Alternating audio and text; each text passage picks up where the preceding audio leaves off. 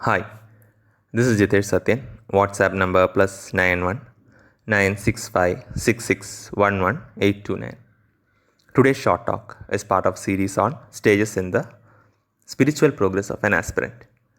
We'll cover the following as part of the series: 10 bulls of Zen based on pictures of Kakwan, 10 ox herding in Zen based on pictures of Subun, the elephant path in Mahamudra tradition, Sapto Ullasa or 7 stages in Parashurama Sutra, general progress stages in Hinduism, Christianity, and Buddhism, Tantric Devatas for stage progress with Tantra.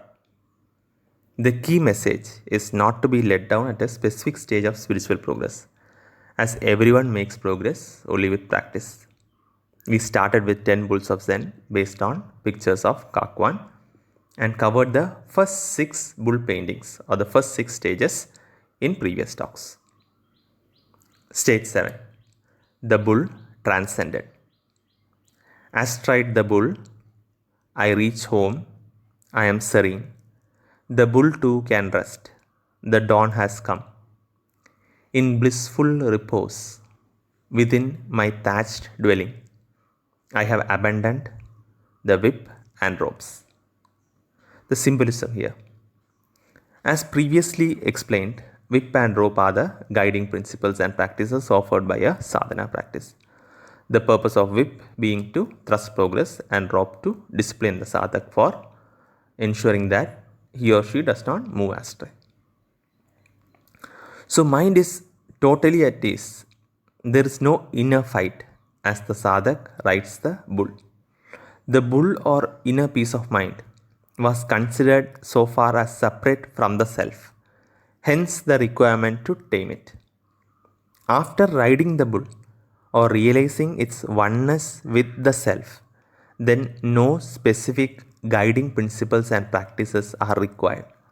Hence, the whip and ropes are abandoned at this stage as they are no longer required. So, this is stage 7. Stage 8. Both bull and self transcended. Verse: whip, rope, person, and bull all merge in nothing. This heaven is so vast, no message can stain it. How may a stone flake exist in a raging fire? Here are the footprints of the ancestors. So, in this stage, the mind completely disappears at this stage. The mind was required in taming stage to overcome the senses. The mind was required to use the guiding principles and practices as whip and rope. The mind was also required to have the self be in rhythm with the inner energy of mind. The moment mind disappears, the duality is no more there, and there is only awareness, pure awareness. This is no thing as object for the subject to perceive, as the perceiver, perceived, an act of perceiving becomes one, pure consciousness or pure awareness. Awareness is pure and without stain. It is like a fire that melts all clouds of ignorance in the sadhak. So, this is brought out in the verse as no message can stain it, as well as stone flake cannot exist in raging fire.